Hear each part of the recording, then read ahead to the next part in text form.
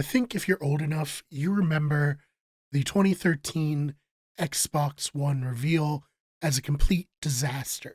Now, if you are younger and you didn't watch that live, this was the moment where Xbox really went off and kind of pigeonholed themselves into being the second or oftentimes third choice for gamers. So, one of the big things about it, other than Microsoft really focusing on the Xbox being a entertainment system rather than a gaming system, was when they announced that games would have to check in daily online in order to ensure that you own the license to play the game.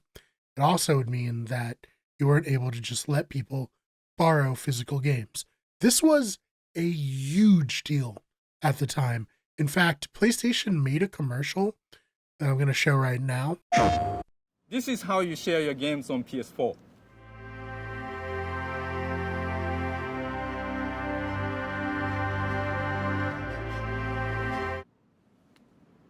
Thanks. PlayStation.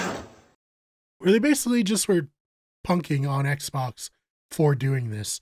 And I think that one of the things we have to remember is the Xbox 360 was so dominant, but at the end of the life cycle, the PS3 caught up and surpassed it. So Microsoft needed to have a good first impression. And unfortunately, they didn't have one.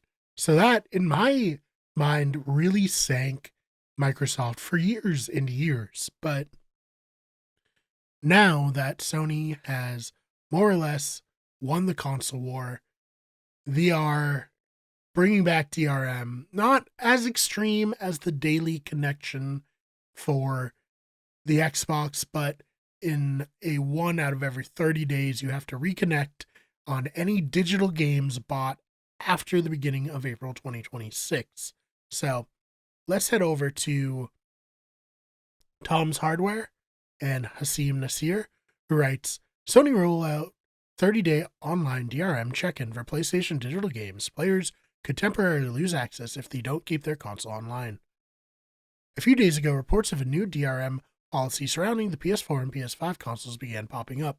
Many users are seeing a new 30-day online check-in requirement for some games. In the info page of an affected game, you'd see a new validity period and a remaining time deadline. At first, this seemed like a software bug, but now PlayStation support has confirmed its authenticity to multiple users. PlayStation owners are furious about the change. Then there's a tweet. The new DRM on PlayStation update is a disgrace to gaming. Sony should make a statement whenever this PlayStation support message is real or fake. From what we've seen, the DRM is intended for digital game copies. It works by instating a mandatory online check-in where you have to connect to the internet within a rolling 30-day window or risk losing access to the game. Afterwards, you can still restore access, but you'll need an internet connection to renew the game's license first. So far, it seems like only games installed after the recent March firmware update are affected. Affected customers report that setting your PS4 or PS5 as the primary console doesn't alleviate this check-in policy either. No matter what, any game you download from now on will feature this new requirement, effectively eliminating the concept of offline play for many single-player titles. Unfortunately, this is a stark reminder of modern-day ownership terms where you don't truly own a piece of software you buy. Rather, you're just licensed to use it. Such access is maintained via DRM and pings to the distributor's server to ensure developer-side control. This means if the distributor/dev suddenly decides it doesn't want to support the software anymore, you're out of luck, even though you did things the legit way. The community reaction to this apparent change has been visceral. Many point out how Sony has forgotten where it came from, given how it mocked Microsoft for using a similar policy back in the Xbox One days. You might remember the iconic E3 2013 presentation before the PS4's launch. Talked about that at the beginning of the video. You know, they really did punk on Xbox, and now to turn around and do this, not great. While PlayStation Support has confirmed this new DRM policy via its chat box, Sony hasn't officially come out with a statement so far. Some users argued that only games acquired via PlayStation Plus are subject to this DRM, Others pointed out how a dead CMOS battery can also trigger the license expiration. We can't be sure without official communications from Sony, but it's obvious that rolling this change out silently and without warning is the worst possible approach. Totally agree there. Spawnwave, one of the bigger creators in this niche of video game stories, did a test over on his channel where he bought a game called Saint Slayer, which is a digital game on the marketplace from Lilymo Games, and he wanted to test if he could play it offline. He bought it after April. I'll show a clip from that now.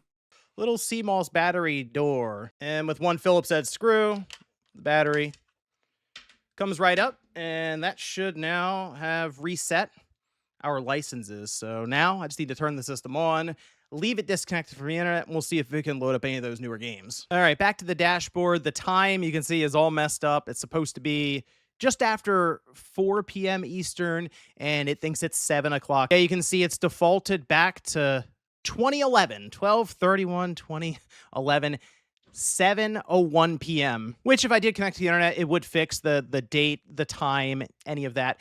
But with that in mind, let's see what happens here when we try to fire up Saint Slayer. And there you go. Can't use this content, can't connect to the server. To verify your license, wait a while and then try again. So obviously that didn't work out. Unfortunately, because he was able to test it, it pretty much confirms that the way it works at the time of recording, which is 2 o'clock on Tuesday, April 28th, that they are not going to let us play games offline. If we maybe ever again, maybe they'll backtrack on this. I saw someone on Twitter point out that this is kind of like the frog in boiling water. You throw a frog into hot water, it jumps out. You put a frog into room temperature water and slowly increase the temperature, it ends up staying in there and dying. If we don't push back on these kind of things, then we're losing ownership. Like when you buy even a digital game, you expect to own it forever. That's kind of the joy of the more modern consoles being backwards compatible and more PC-like, is like, all right, I bought this game in 2015. I can still fire it up and play it right now. But if you're offline, this is not going to work. And I know people are like, well, everybody is, connected to the internet at some point. Just, what if times are tough? What if you got to cut your Wi-Fi bill? Well, what would you do then? For a whole month, you don't have it, and now you can't play the games that you already purchased. It's not the thing of it being like, this is a huge inconvenience. It's more the fact that this isn't what people signed up for when they were getting into this ecosystem, and to just drop it on us out of nowhere is pretty slimy. So what are your thoughts on the PlayStation DRM drama? Do you agree that this is a slimy move? Let me know in the comments down below. And if you enjoyed this video, please subscribe. We have new videos coming out all the time here on the channel. Check out our main channel, Wicked Everything. If you're watching it on Those Fake Nerds, if you're watching this on Wicked Everything, go check out Those Fake Nerds, where we have daily videos over there just like this. Also, if you can't get enough of us, check out our sports channel, Wicked Sports, where we cover all kinds of sports news, and our podcasting channel, Better Radio. Please subscribe if you stuck around this long. If you haven't already, we're trying to get to 100 subscribers. We're so very close. We really use your help there.